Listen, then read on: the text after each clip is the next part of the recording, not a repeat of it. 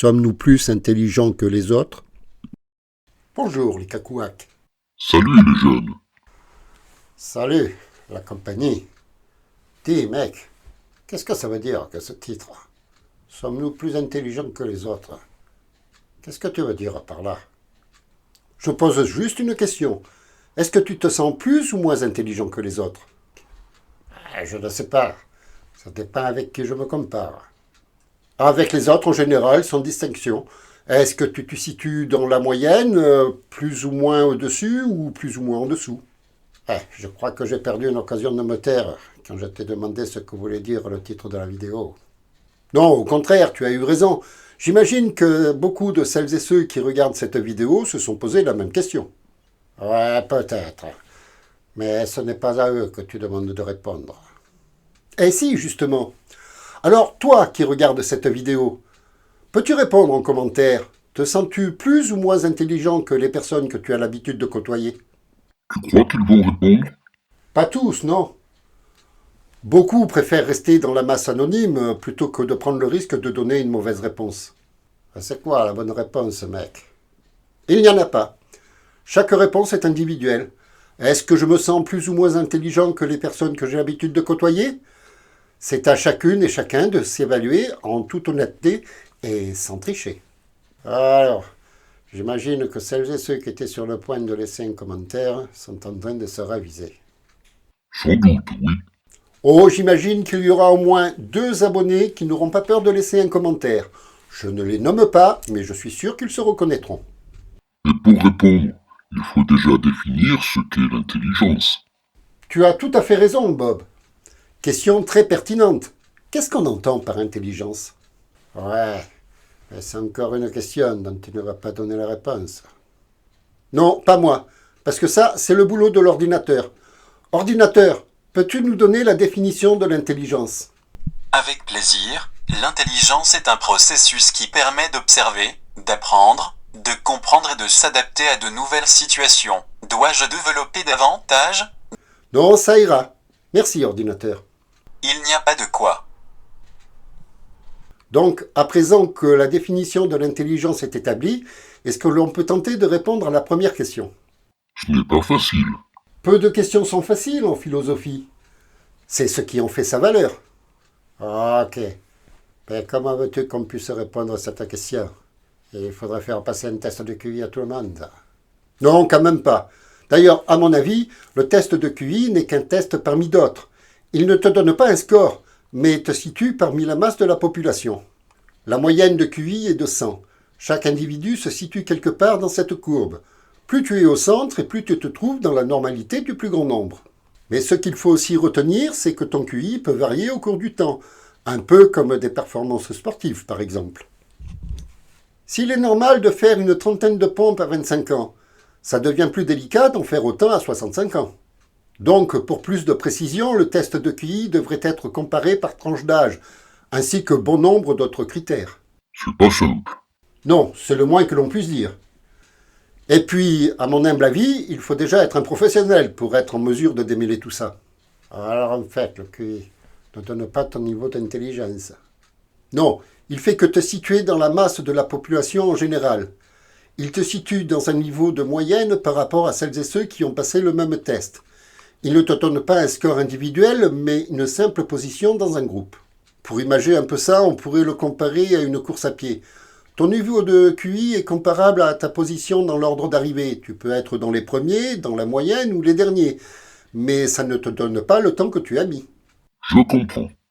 Donc, pour nous, ce genre de test ne veut pas dire grand-chose. Si, c'est quand même une information pour te situer par rapport au plus grand nombre. C'est possible de s'améliorer? Oui, mais pas de beaucoup. En étant plus attentif, par exemple.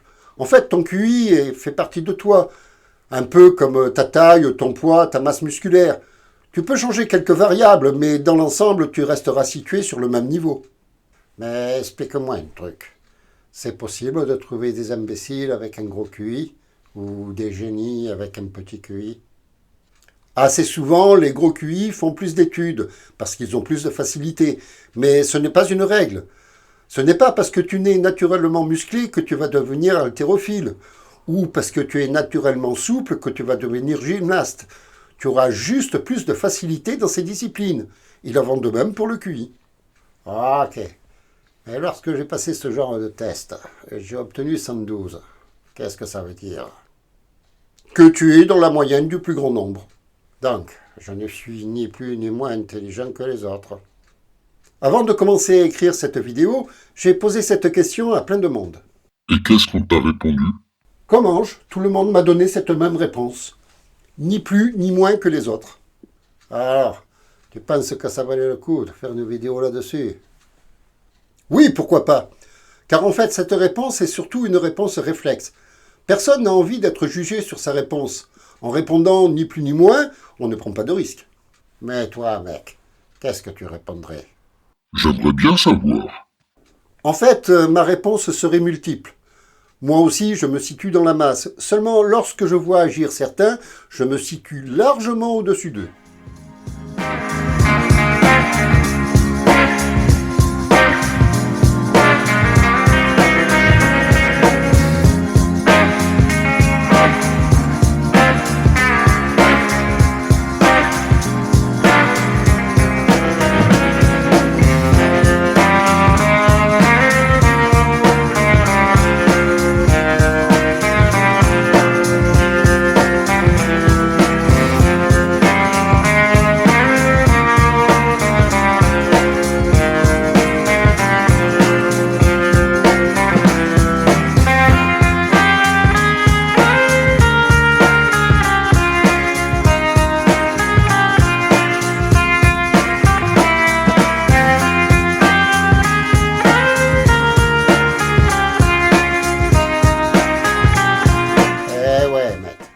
Et quand tu vois ça, surtout que ces bêtises ne sont pas faites par un seul mec, ils travaillent généralement en équipe, et personne dans le groupe ne voit que ça part de travers.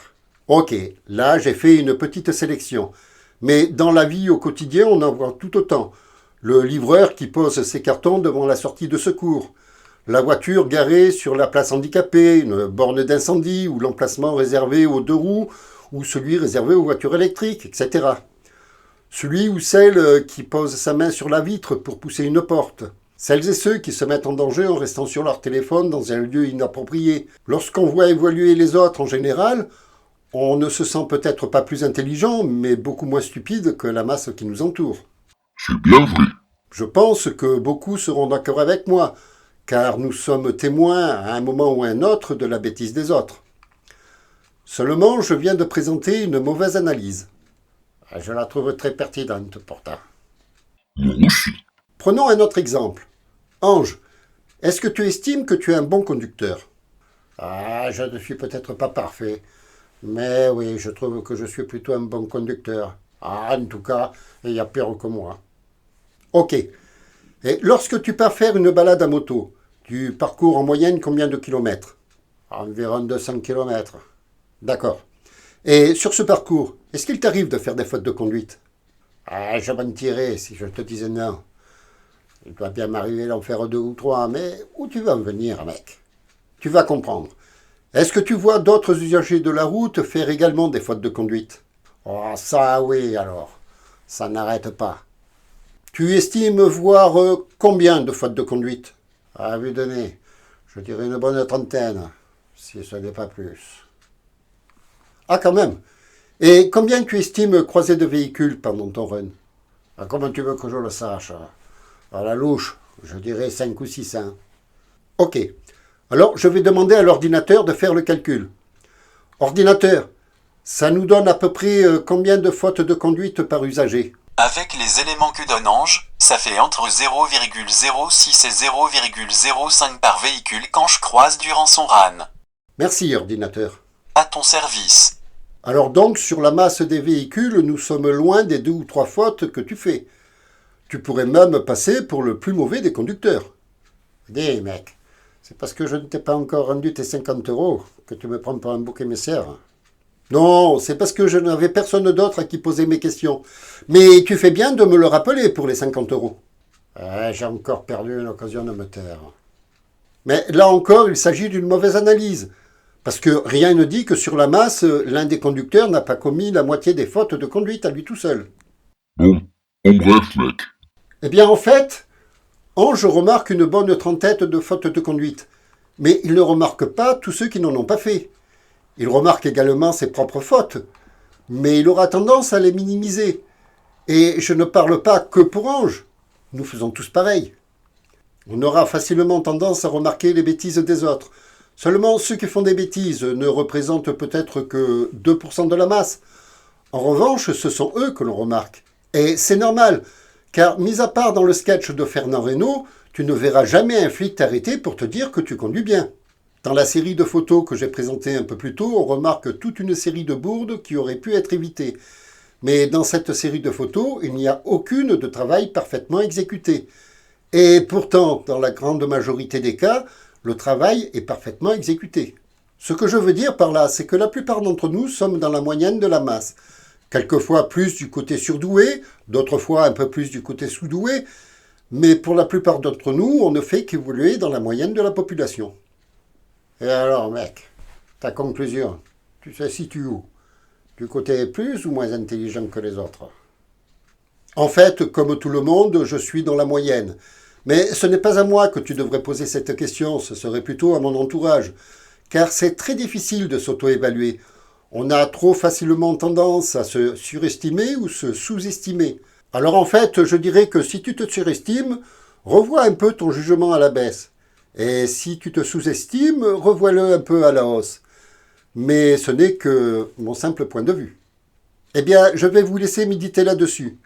Si vous avez apprécié cette vidéo, offrez-nous un sympathique pouce en l'air. Commentez, partagez la vidéo. Et si ce n'est déjà fait, abonnez-vous et activez la cloche. Allez, salut l'équipe.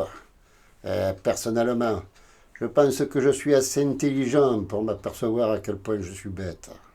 Salut la jeunesse. Sans être plus intelligent, ce n'est pas bête de s'abonner à la chaîne. Prenez toujours un peu de temps et de plaisir pour en parler les uns avec les autres. Ça ne fait pas de mal de savoir ce que les autres en pensent. Au revoir à toutes et à tous, et je vous donne rendez-vous dans la prochaine vidéo.